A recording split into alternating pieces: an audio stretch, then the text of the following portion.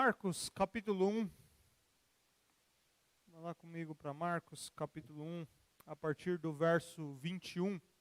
Marcos 1, a partir do verso 21. Nós estamos meditando no Evangelho de Jesus, segundo Marcos. E nós vamos meditar nessas noites nos versos que descrevem sobre o ministério e a popularidade de Jesus. Marcos 1, a partir do verso 21. Nós estamos aqui estudando em Marcos e nesses versos, ou nesse bloco de versos que nós vamos ler nos próximos domingos, Marcos está descrevendo Jesus como rei sobre todas as coisas.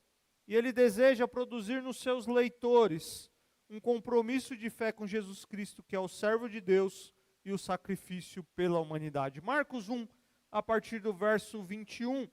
Eles foram para Cafarnaum. E logo que chegou o sábado, Jesus entrou na sinagoga e começou a ensinar. Todos ficavam maravilhados com o seu ensino, porque ele ensinava como alguém que tem autoridade e não como os mestres da lei. Justo naquele momento, na sinagoga, um homem possesso de um espírito imundo gritou: "O que queres conosco, Jesus de Nazaré? Vieste para nos destruir? Sei quem tu és, o Santo de Deus." "Cale-se e saia dele", repreendeu Jesus. O espírito imundo sacudiu o homem violentamente e saiu dele gritando. Todos ficaram tão admirados que perguntavam uns aos outros: "O que é isso? Um novo ensino e com autoridade? Até aos espíritos imundos ele dá ordens e eles lhes obedecem." As notícias a seu respeito se espalharam rapidamente por toda a região da Galiléia. Logo que saíram da sinagoga, foram com Tiago e João à casa de Simão e André. A sogra de Simão estava de cama, com febre, e falaram a respeito dela a Jesus. Então ele se aproximou dela, tomou-a pela mão e ajudou-a a levantar-se. A febre a deixou e ela começou a servi-los.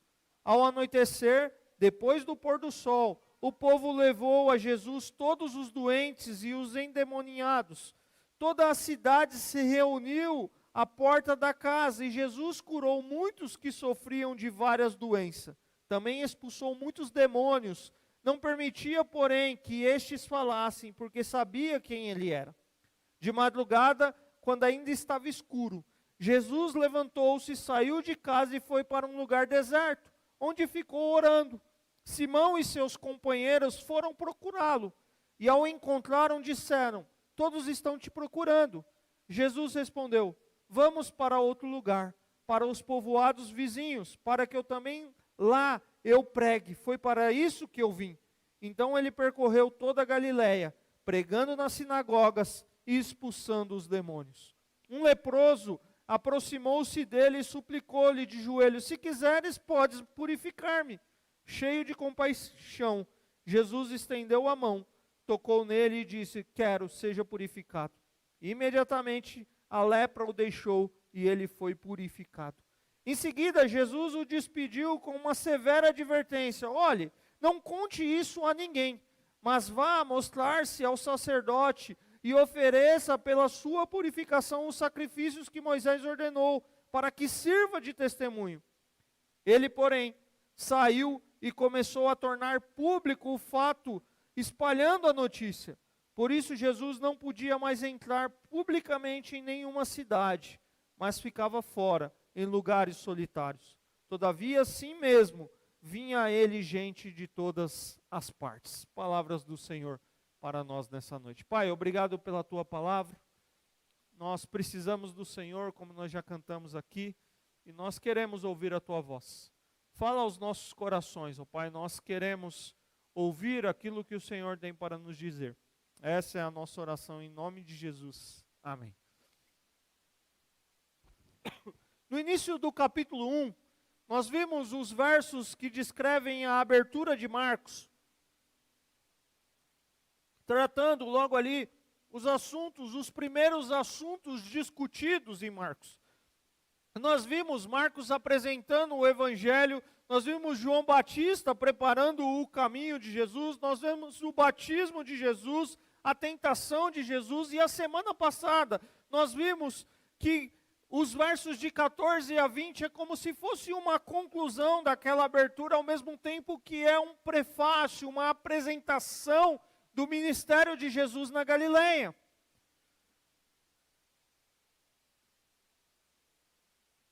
Um chamado de Jesus para que aquelas pessoas pudessem crer no Evangelho.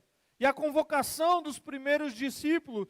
E Jesus, ele também nos convoca a crer no Evangelho e nos faz olhar para essa convocação. E nós vimos a semana passada em dois grandes aspectos. O primeiro é que o chamado do reino é um convite para crer na mensagem e um convite de mudança de vida. E o segundo é que o chamado do reino requer seguir o rei com toda a autoridade, com toda a prioridade. Abaixo da sua autoridade, com toda a prioridade. E essa seção de versos que nós lemos agora, ela encerra o primeiro capítulo de Marcos. Onde Marcos, ele começa a organizar alguns eventos do ministério de Jesus, e nós podemos ver Jesus em ação. Esse mesmo Jesus que convidou aqueles 4 homens para segui-los. E aqueles homens, Simão e André, ao ouvirem o convite de Jesus, vinde a mim, e eu vos farei pescadores de homem, de imediato deixam de lado a sua vocação como pescadores e passam a seguir Jesus. Depois nós vemos Tiago e João deixarem para trás o pai, os amigos, a sua vocação e seguindo a Jesus. E Jesus deixa claro para aqueles homens que desejava ter prioridade sobre a sua vida, prioridade sobre a sua família, prioridade sobre a sua carreira.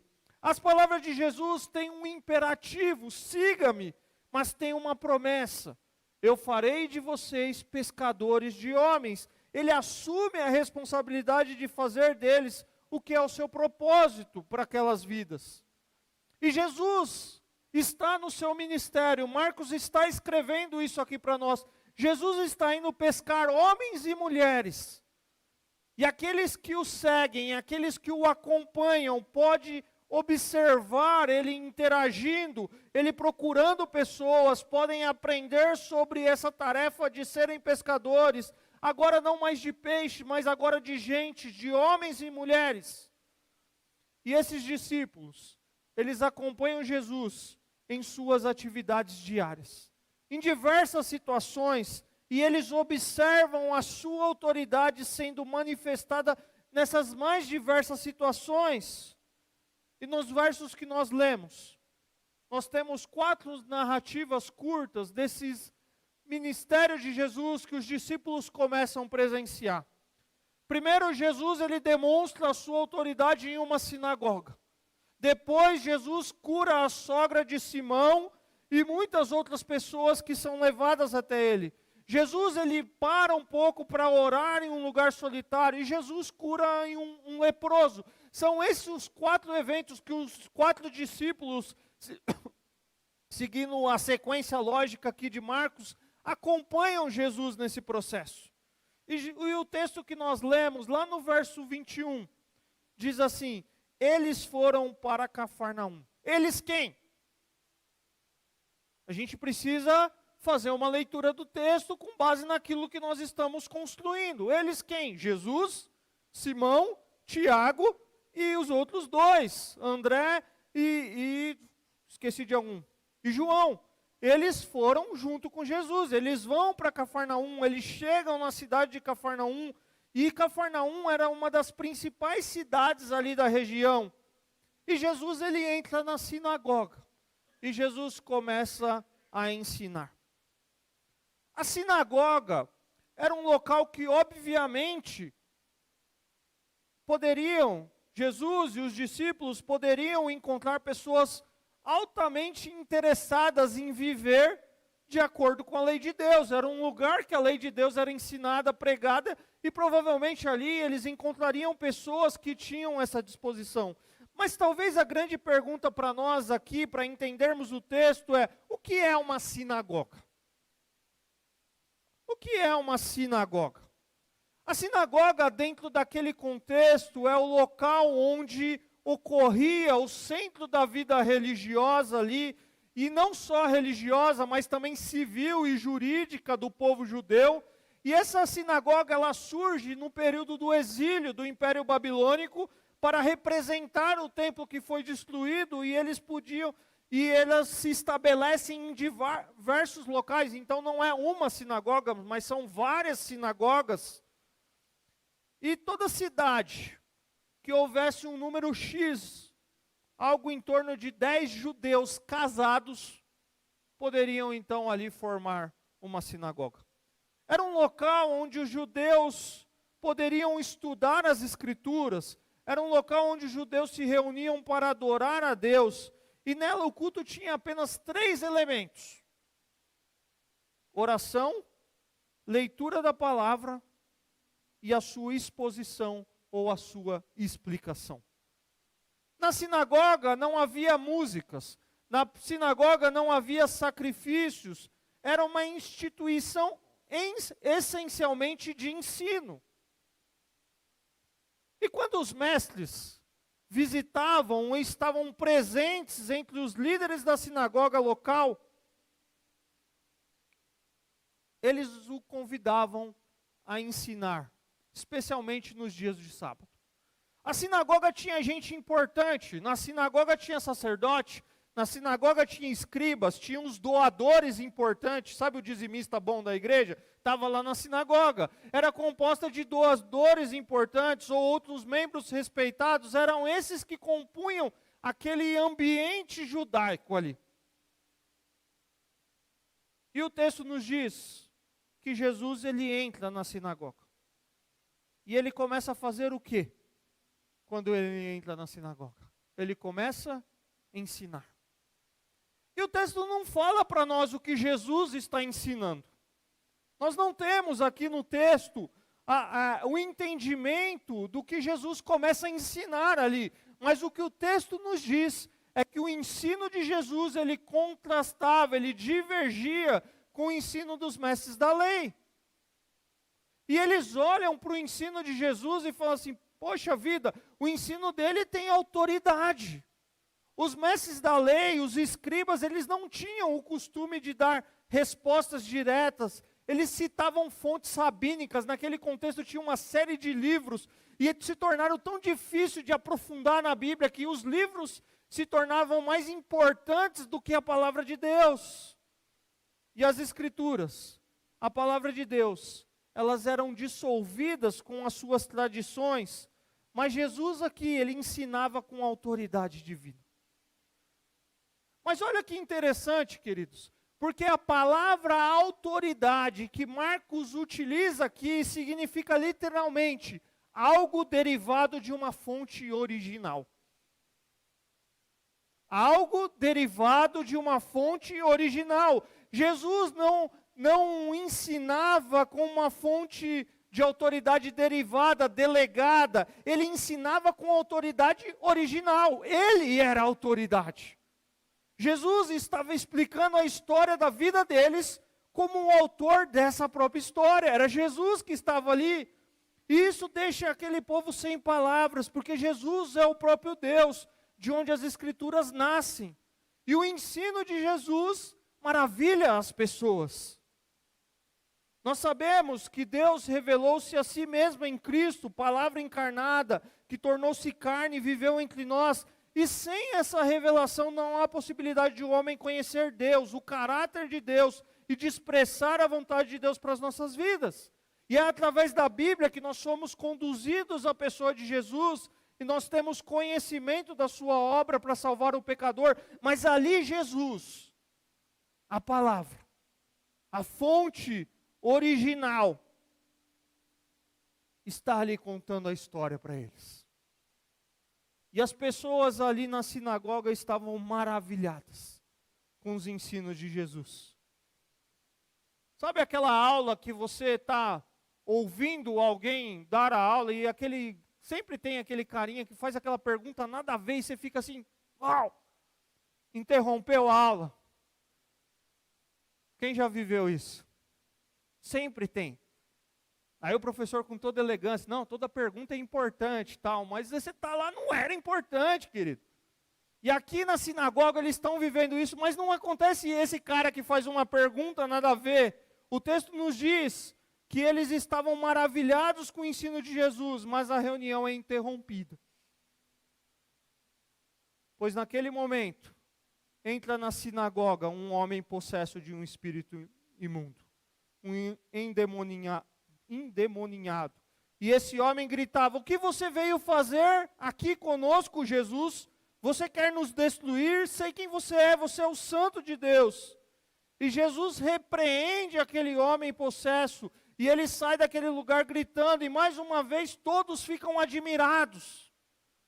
E eles perguntam uns aos outros: o que está acontecendo aqui? Um novo ensino? Agora com uma demonstração prática, os espíritos imundos obedecem à sua ordem. E diante disso, queridos, as notícias a respeito de Jesus se espalharam por toda a região da Galileia.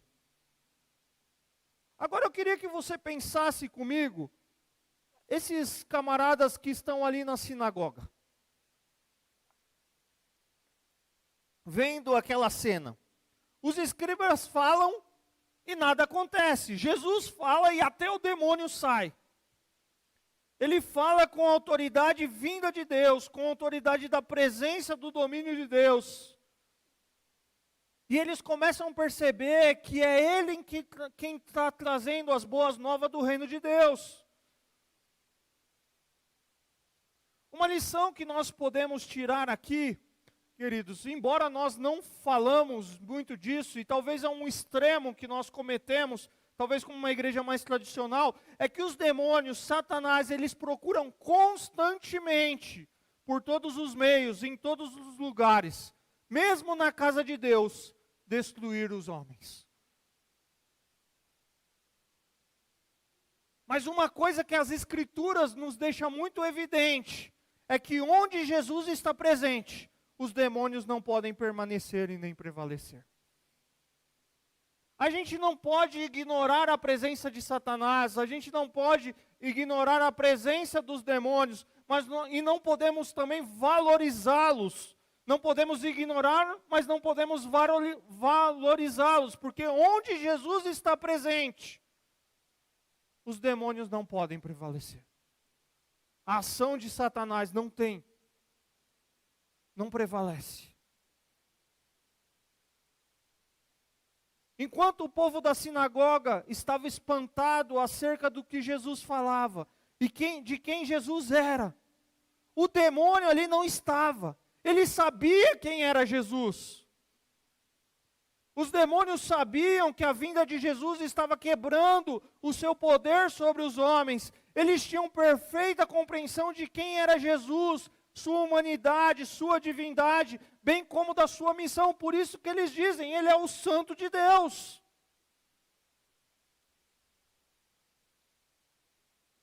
Mas, repito, onde Jesus está presente, os demônios não podem permanecer e nem prevalecer.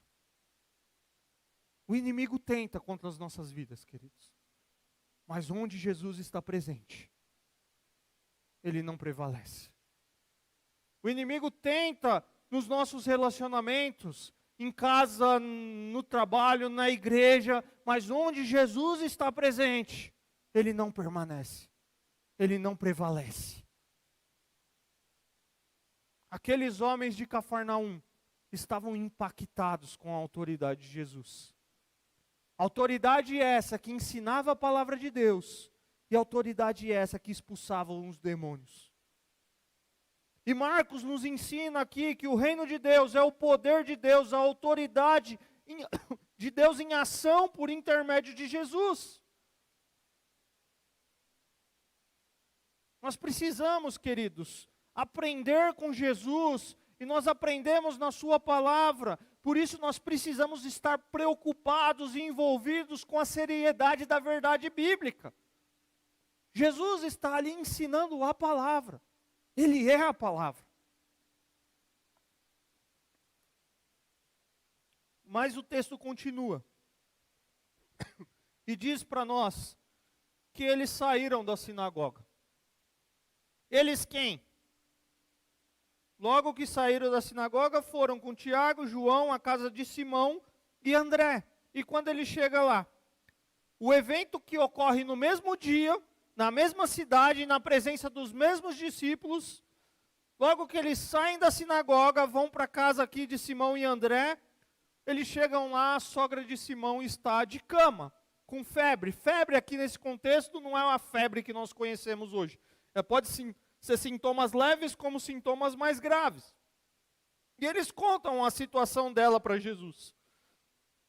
E Jesus vai até onde ela estava, pega ela pela mão, faz ela levantar e cura aquela mulher. E ela começou a servi-los. Talvez ali preparando o jantar, não sei. Jesus, ele demonstra a sua compaixão. Jesus, ele demonstra o seu poder por meio das suas palavras e ações. Na sinagoga, a reação do seu poder foi das pessoas ficarem maravilhadas. E aqui, a reação diante do poder de Jesus é de servir a Jesus. Servir como uma expressão de uma gratidão. Jesus, ele caminha ensinando os seus discípulos a seguirem, a serem pescadores de homens, nos locais de adoração, lá na sinagoga, mas ele também vai com os seus discípulos, caminha com eles lá nas suas casas. Ele se envolve na vida familiar deles. Ele não está apenas preocupado com a multidão, ele se preocupa com o coração, com o indivíduo, com o discípulo. Mas há algo mais interessante nesses versos, queridos, que me saltam aos meus olhos. A Bíblia não descreve o nome dessa mulher. Essa mulher é anônima, é desconhecida. Ela é descrita como a mãe de alguém. Como a mãe da mulher de alguém. Pior ainda, não é como a mãe de alguém, como a mãe da mulher de alguém. Ou seja, sogra de Simão. Mas esse relato simples nos ensina o que o Senhor espera de nós. Em nossa jornada com Cristo, nós fomos chamados para servir e não para receber. Essa mulher entendeu que seguir a Jesus não é uma questão de receber de Jesus alguma coisa, mas de servi-lo. Caminhar com Jesus é servir a Ele e servir uns aos outros. Ao refletir em Marcos, nós já abordamos que Jesus nos chama primeiro para pertencer a Ele. E pertencer a Jesus precede o servir a Jesus. Por pertencer a Jesus, ser salvo, eu obedeço, eu sirvo. Mas Ele nos chama, querido, e isso não nos invalida esse chamado de servirmos a eles e às pessoas. Ele nos chama para ministrar, para gastar a nossa vida em ministério, em diaconia, em serviço, nas mais diversas maneiras. E Ele nos dá dons para a edificação da igreja. Agora pensa comigo. Um camarada entra na sinagoga, o ensino dele é, uau! Há uma interrupção na sinagoga, e ele tem poder e autoridade para repreender e expulsar um demônio. Ele sai da sinagoga, ele vai para a casa daqueles discípulos, alguém está enfermo, ele cura. Qual é a notícia que se espera percorrer pela cidade? Tem alguém aqui que é diferente.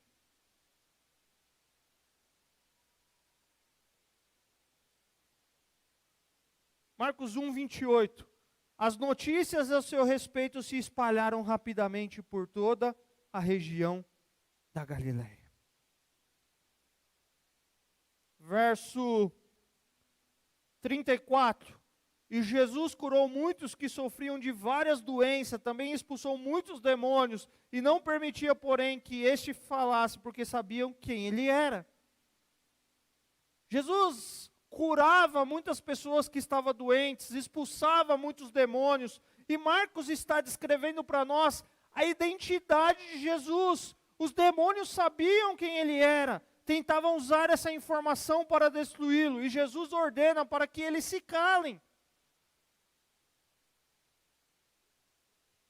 O que Jesus deseja é que a sua verdadeira identidade permaneça oculta até o momento apropriado. E Marcos caminha para nós descrevendo e evidenciando que a autoridade de Jesus se estende a todos os domínios da vida. Quando ele convidou os seus discípulos a o seguirem, eles caminhariam com alguém que é o Rei, que tem autoridade sobre todas as coisas. Queridos, esse é o mesmo Jesus que nós servimos. Quando nós ouvimos o teu chamado e nós nos rendemos a eles e passamos a segui-lo, nós estamos seguindo um Rei que tem autoridade sobre todas as coisas. Que tem autoridade sobre a minha vida, que tem autoridade sobre a sua vida, que tem autoridade sobre a nossa família, que tem autoridade sobre a nossa igreja, porque Ele é um Rei que tem autoridade sobre todas as coisas.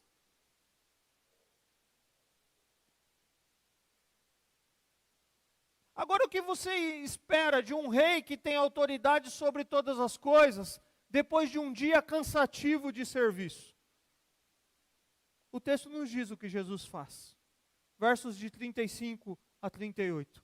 Depois de um dia cheio, de um sábado cheio de atividades, Jesus levanta bem cedinho e vai orar sozinho.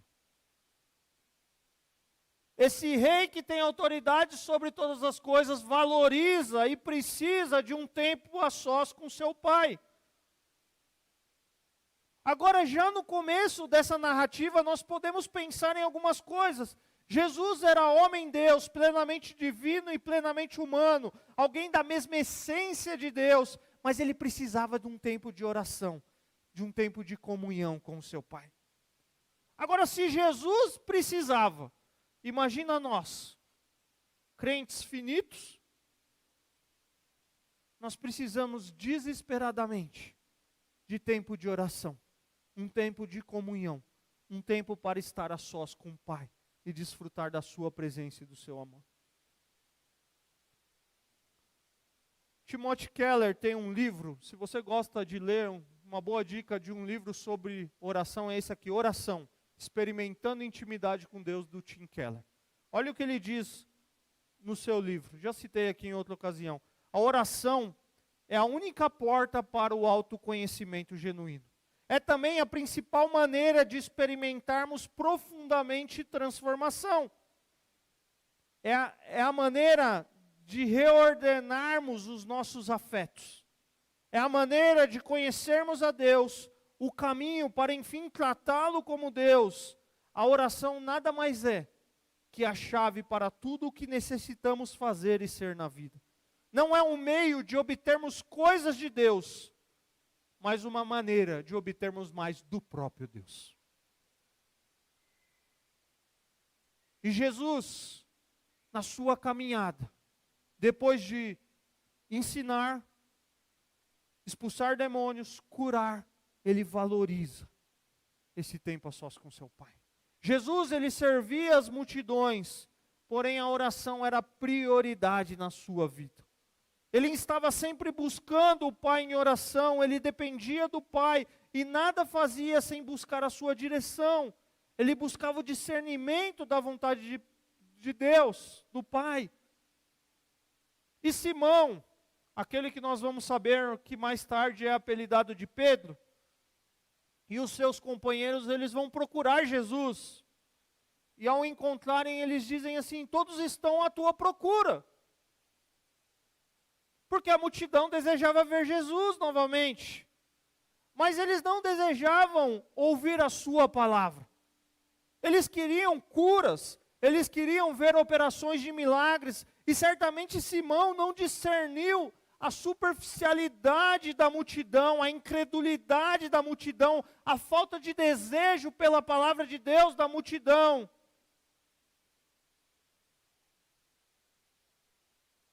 Simão e os outros discípulos nessa caminhada com Jesus precisavam aprender que seriam apenas coadjuvantes na missão, pois o protagonista seria Jesus, o Espírito Santo que os capacitaria a servir.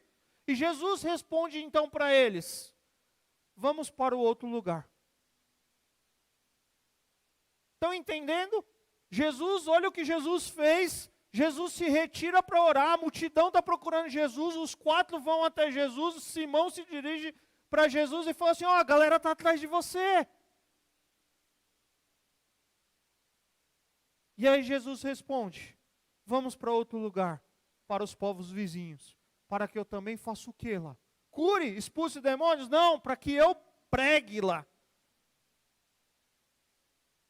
E ele vai dizer, porque foi para isso que eu vim. Verso 38. Jesus respondeu, vamos para outro lugar, para os povoados vizinhos, para que eu também lá eu pregue, foi para isso que eu vim.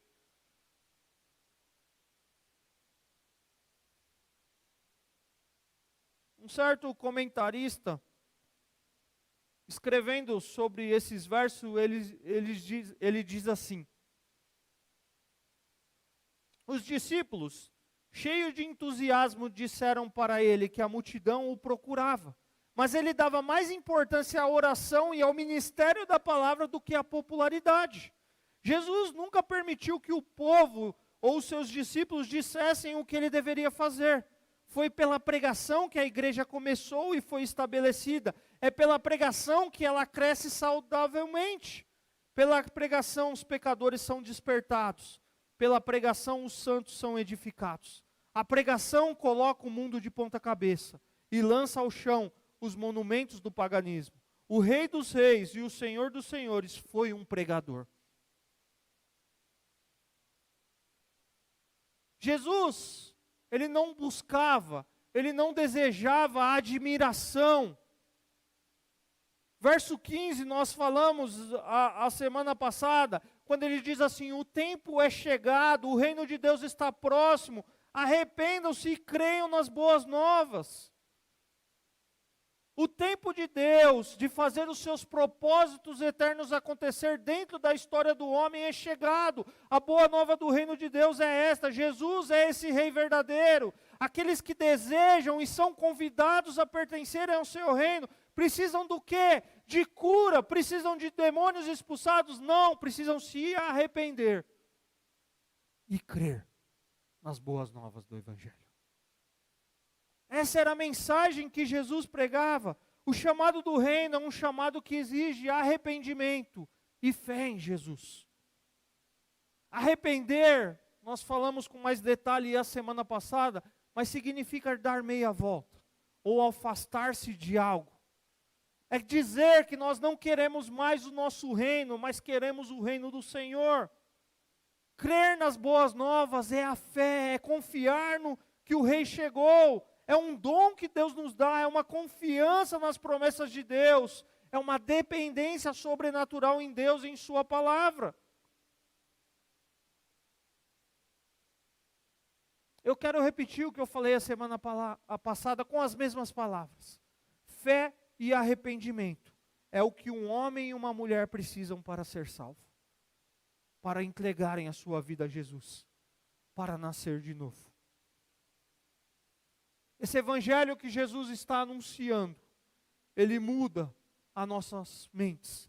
Ele muda a nossa posição diante de Deus, de culpado para livre. Ele transforma os nossos corações, ele muda as nossas mentes, as nossas motivações, e ele nos faz cada dia mais parecido à imagem de Cristo Jesus. Cristo nos chama para o reino dele.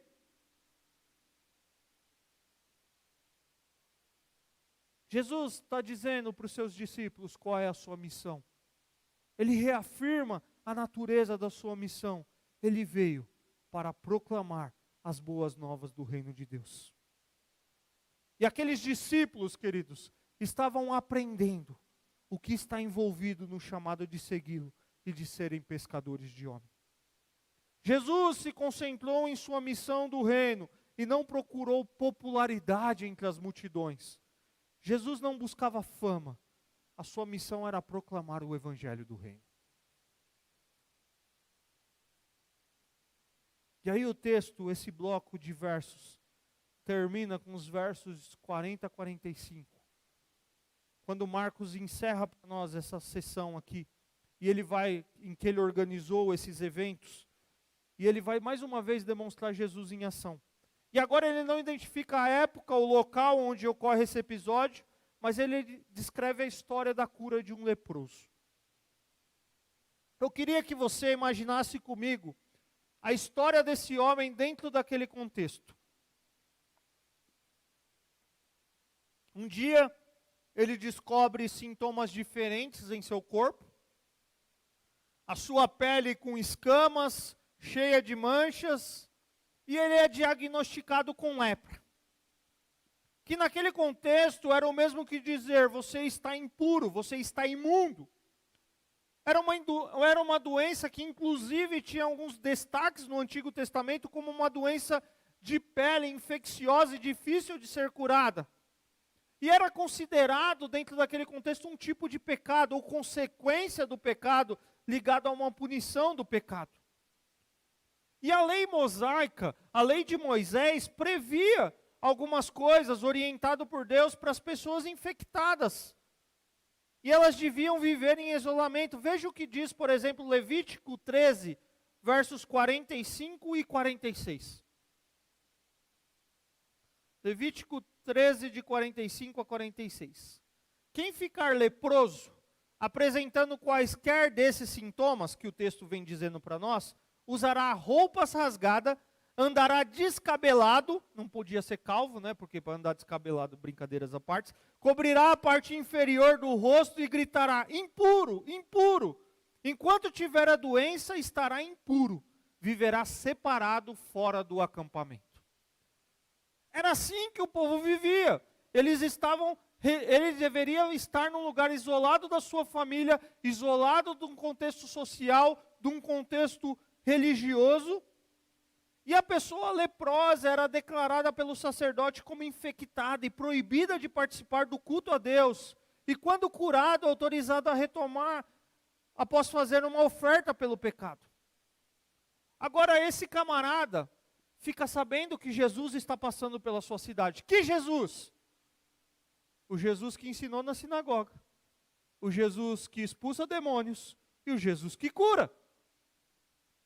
E esse camarada fica sabendo disso. Esse Jesus que havia ensinado, havia expulsado o demônio e curado muitos enfermos. E ele viola as regras de isolamento e aproxima-se de Jesus. E ele não é repreendido. E ele sabia que Jesus podia purificá-lo e que tinha autoridade para fazer o que quisesse. E honrando o reconhecimento que aquele homem demonstra da autoridade de Jesus, Jesus ele confirma a sua soberania, ele estende a mão, ele toca nele e diz, eu quero. Fica limpo, seja curado, seja purificado.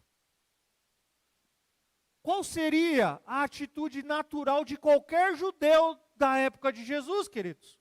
A atitude natural de qualquer judeu daquele contexto seria mandar aquele leproso embora, atirar pedras nele, porque ele está quebrando uma lei, violando uma regra. Mas Jesus, ele sente compaixão por aquele homem. Jesus toca naquele homem. Jesus cura. E Jesus devolve aquele homem à sua família, restaurando-lhe a dignidade da vida. O leproso não era somente isolado da sociedade. Ele não poderia ser nem mesmo tocado por alguém. E qualquer um que tocasse num leproso se tornaria impuro. Impuro para cerimônias judaicas. E as pessoas se resguardavam deste contato, mas Jesus o tocou. E Jesus não se tornou impuro. Pelo contrário, Jesus purificou o que estava impuro.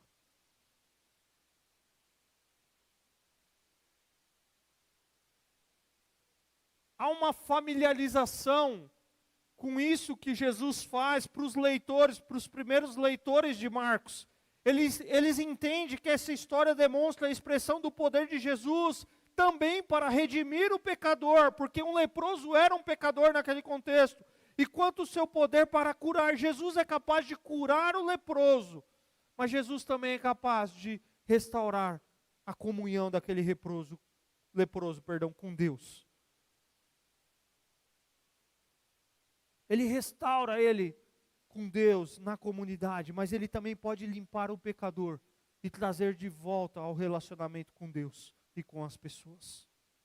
É o que nós vamos ver com mais detalhe a semana que vem, esse poder de Jesus de curar, de perdoar pecados.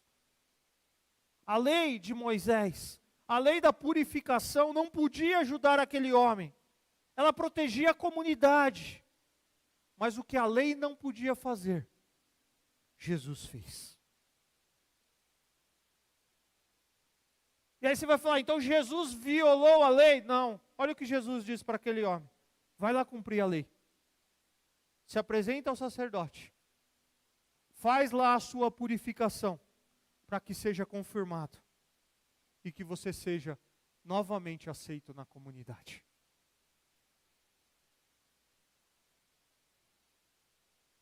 O propósito de Jesus, queridos, ao percorrer as cidades da Galiléia, era pregar o Evangelho. Jesus, ele estava fugindo da busca da multidão de Cafarnaum por milagres. Agora, por compaixão, ele cura um homem coberto de lepra, mas ele faz uma advertência para aquele homem. O que ele diz para aquele homem? Não conta o que aconteceu para ninguém. Aquele homem deveria oferecer o sacrifício comprovaria aos sacerdotes e ao povo que a cura é genuína, de que Jesus respeitava a lei, a cura testemunharia do poder divino de Jesus, pois os judeus acreditavam que somente Deus poderia curar a lepra. Repito, Jesus estava percorrendo as cidades da Galiléia com o propósito de pregar o Evangelho. Ele acaba de fugir da multidão de Cafarnaum, que o busca por receber milagres. Porque Jesus, queridos, ele não queria ser conhecido apenas como um operador de milagres. Porque ele veio para buscar o perdido, para redimir os homens de seus pecados, e não apenas para curar as suas enfermidades. Ele não queria despertar precocemente a oposição dos líderes judeus. E por isso ele diz, não conta. Mas aquele homem sai. E aquele homem torna público a notícia. E aí o texto diz que com isso Jesus já não conseguia mais entrar publicamente em nenhuma cidade. Mas o povo vinha de todos os lugares e ainda assim o encontrava. Óbvio que aquele homem tinha motivos para abrir a sua boca e falar das maravilhas que Jesus havia feito nele, por ele. Contudo, mesmo assim, isso não lhe dava direito de desobedecer a uma ordem expressa do Senhor. A desobediência daquele homem atrasou o progresso do Evangelho dentro daquele contexto. Aquele homem não deveria falar, aquele homem falou demais, e hoje nós somos orientados a falar, a testemunhar das boas novas do Evangelho, e muitas vezes nos calamos. Nós precisamos testemunhar a respeito de Cristo. Quando a nossa vida é tocada por Jesus, é impossível permanecer calado. Nós precisamos contar isso a outros. E aquele homem que não deveria falar, falou. E nós que somos convocados a falar, a pergunta é, será que temos falado? Jesus, ele cura aquele homem em todos os âmbitos. Físico, emocional, social, espiritual. E ele é reintegrado à sua família, à sinagoga, ao convívio social. Ele deixou de ser impuro e ele tornou-se aceito. Queridos, Jesus ainda hoje cura os enfermos. Jesus ainda hoje limpa os impuros. Ele continua sendo a nossa esperança diante das causas impossíveis, perdidas. Ele tem poder para salvar, restaurar a sua vida, seu casamento, sua família, a sua dignidade na sociedade. É o mesmo Jesus. Mas eu quero caminhar para a conclusão com os irmãos, pensando no final dessa história, porque por causa do testemunho desse homem, Muitos passaram a procurar a Jesus. A grande questão é com qual intenção? Apenas para experimentar um milagre? Ou receber uma bênção material? Ou por uma busca mais profunda de relacionamento com Ele, que envolve salvação, transformação de caráter e compromisso com o Mestre? Tem muita gente que busca ansiosamente a bênção de Jesus. E graças a Deus, pela sua misericórdia, Ele tem compaixão. Mas tem muita gente que quando percebe que precisam deixar algumas coisas, que vêm como estão, mas não podem permanecer como estão, e precisam permitir que Jesus reine em sua vida, pula fora do barco, porque não querem compromisso. O chamado para seguir Jesus é um chamado que exige comprometimento, queridos. Ele cura, cura. Ele salva, salva. Ele restaura, restaura. Ele traz dignidade, traz. Ele muda a história, muda. Mas Ele quer comprometimento também, queridos. Você pode vir com a sua vida cheia de problemas, sim, pode vir e deve vir. Você não precisa mudar para vir até Jesus. Você vem para Jesus porque Ele vai mudar. Quando Ele reina. Quando nós entregamos. Quando nós nos depositamos diante dEle.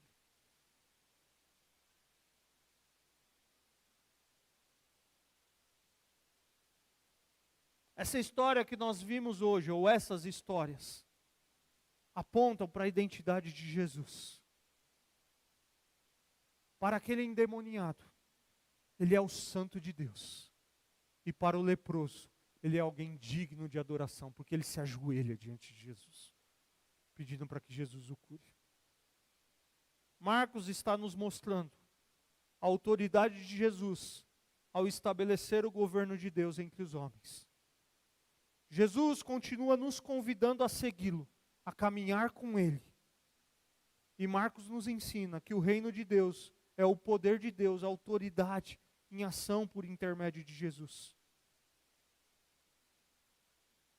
E Marcos, ao relatar o que Jesus está fazendo, ele descreve e evidencia para nós a autoridade, que a autoridade de Jesus se estende a todos os domínios da vida. Quando Jesus convida aqueles 4 camaradas para deixarem as suas redes e o seguirem, eles caminhariam com alguém, que é o Rei, que tem autoridade sobre todas as coisas. E eles presenciam o autor da história dando uma aula na sinagoga. Eles experimentam aquele que é o Senhor da história, mandando os demônios se calarem. Eles experimentam e percebem aquele que é o Senhor da vida, curando pessoas enfermas. E eles percebem que esse reino é seguir alguém que é soberano, é sobrenatural. E que eles não sabem o que vai esperar na caminhada deles. Mas que é bom demais. Repito a pergunta que eu fiz. Qual é a intenção que nós temos procurado Jesus?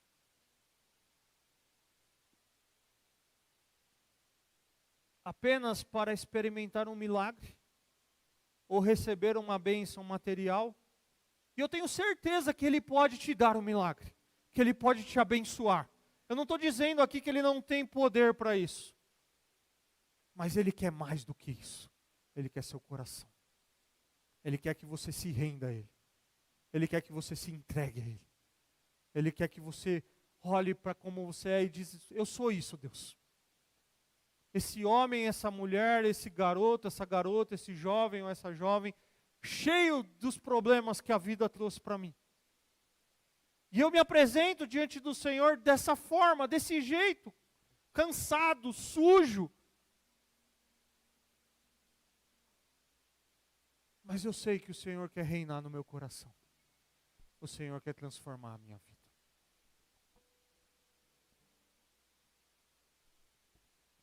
A semana que vem nós vamos ver a história da cura de um paralítico.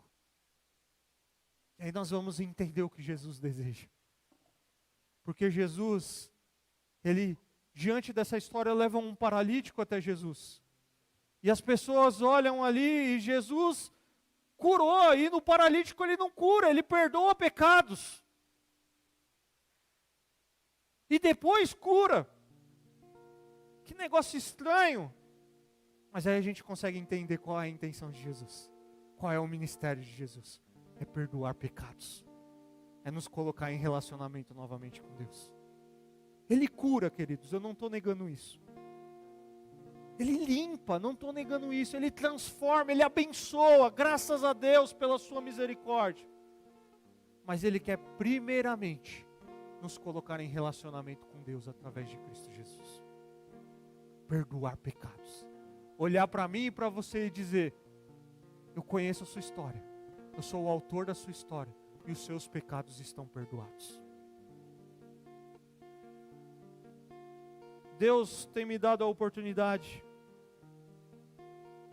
de dar aula, de ensinar teologia, e eu amo fazer isso. Amo pregar a mensagem, amo ensinar a mensagem. Mas mais poderoso do que fazer o que a gente gosta, é alguém chegar para nós e dizer: sabe, pastor, a gente estava pensando em se separar, mas nós entendemos o Evangelho, e nós queremos continuar juntos. Sabe aquele meu filho que se afastou, se envolveu, eu estou feliz porque ele se rendeu ao Evangelho. Sabe aquele vício que eu tinha, que eu lutava na minha caminhada, e eu cheguei diante de Jesus com ele, eu estou liberto.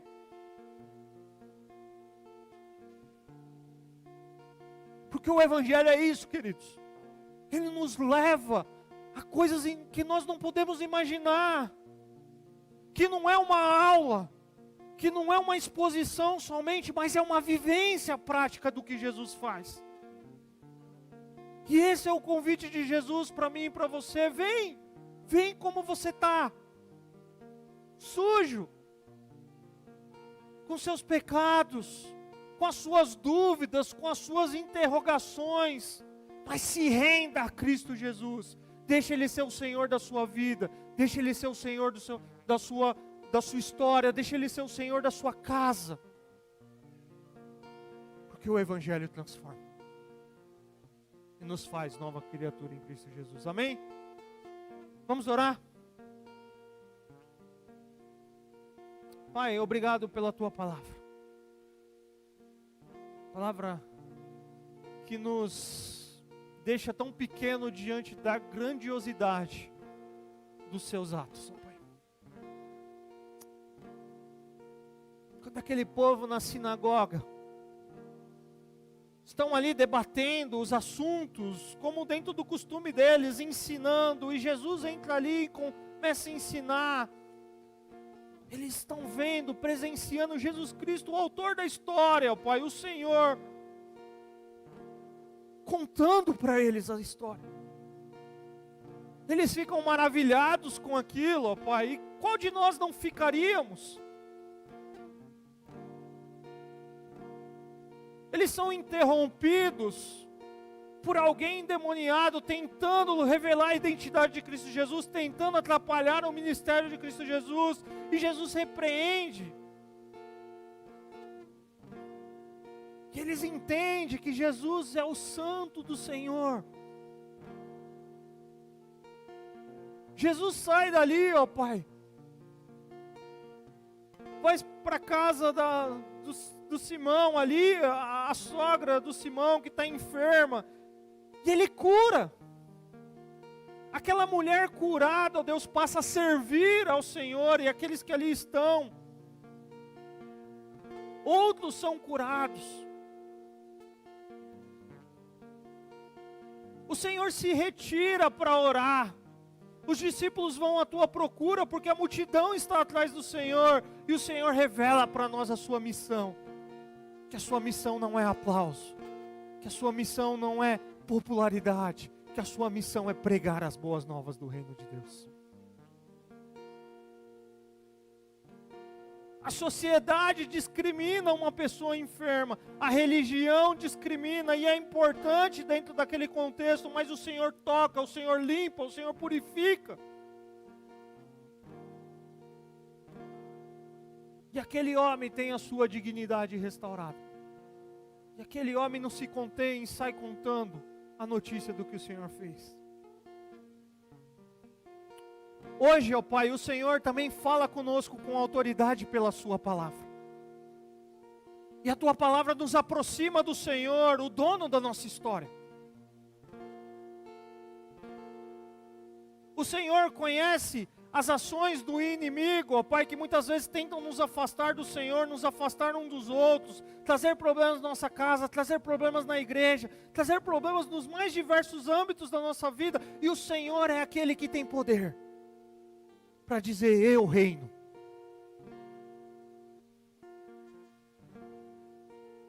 O nosso corpo padece de enfermidade muitas vezes. Nós somos limitados, nós somos cercados muitas vezes por essas enfermidades. O diagnóstico chega para nós e muitas vezes é dolorido. Mas o Senhor diz: eu tenho poder sobre a vida. Mas mais do que tudo isso, ó Pai, a sua missão é nos reconectar com o Senhor. A missão de Cristo Jesus é perdoar os nossos pecados, é nos salvar e nos dar acesso ao Senhor. Por isso, perdoa os nossos pecados, ó Pai. O Senhor conhece a nossa história de vida. O Senhor conhece as intenções do nosso coração. E nós nos prostramos diante de Ti, dizendo: nós dependemos do Senhor. Nós precisamos do Teu perdão. Se há alguém aqui, ó Pai, que nunca reconheceu Jesus como Senhor e Salvador da sua vida, que não saia daqui sem dizer: sim, eu preciso de um Senhor, eu preciso de um Salvador. Essa é a nossa oração, em nome de Jesus. Amém. A vida se manifestou como um de nós se fez, a si mesmo esvaziou, o seu sangue derramou, servo sofredor, a luz do mundo, promessa viva que se cumpriu, palavra que nos leva das trevas à luz, a escuridão não venceu.